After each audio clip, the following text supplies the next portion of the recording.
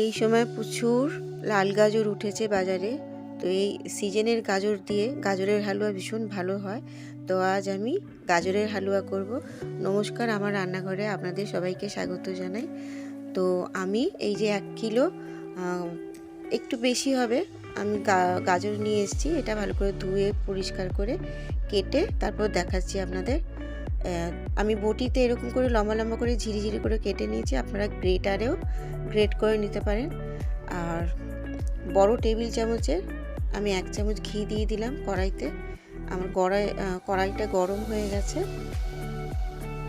এইবার আমি সব গাজরগুলোই দিয়ে দেব। গাজরটা দিয়ে একটুখানি নাড়াচাড়া করে একটু 10 মিনিট মতন ঢাকা দেব। তার কারণ গাজরেতে প্রচুর জল থাকে, নিজস্ব একটা জল থাকে, সেটা আমি একটু ঢাকা চাপা দিয়ে ওটা মেরে নেব। তারপর আবার দেখাচ্ছি। একটু ঢাকা দিয়ে দিলাম। আমার 10 মিনিট পর এই যে গাজরটা অনেকটাই নরম হয়ে গেছে, জলটাও শুকিয়ে গেছে। এইবার আমি এতে 1 কিলো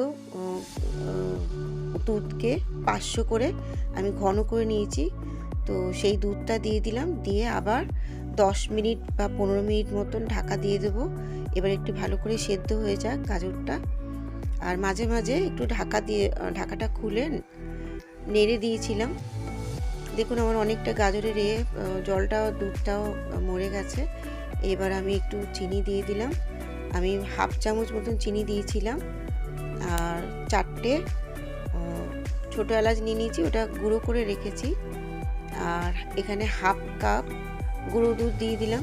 আপনারা গুঁড়ো দুধের জায়গায় খোয়া ক্ষীরও দিতে পারেন। তো এটা আবার নাড়াচাড়া ভালো করে একটুখানি ঘি দিয়ে দিলাম। ঘিটা দিলে কি হয়, খুব সুন্দর একটা গন্ধ ছাড়ে। আর চিনি দেওয়ার জন্য আমার চিনির থেকে অনেকটা জল বেরিয়েছে। তো জলটা আস্তে আস্তে আমাকে আবার একটু ঢাকা দিয়ে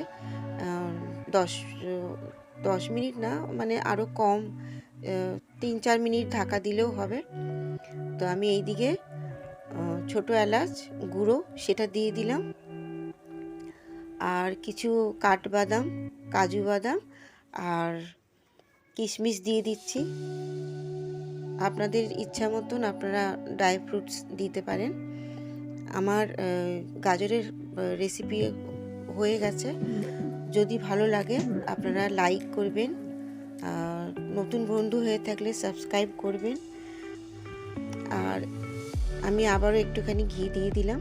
দিয়ে এবার আমার গাজরের হালুয়া হয়ে গেছে রেসিপিটা। আমি একটুখানি ঢাকা দিয়ে রাখবো। আর গাজরের হালুয়ার এই রেসিপি আপনারা প্রচুর শেয়ার করবেন বন্ধু বান্ধবদের মধ্যে।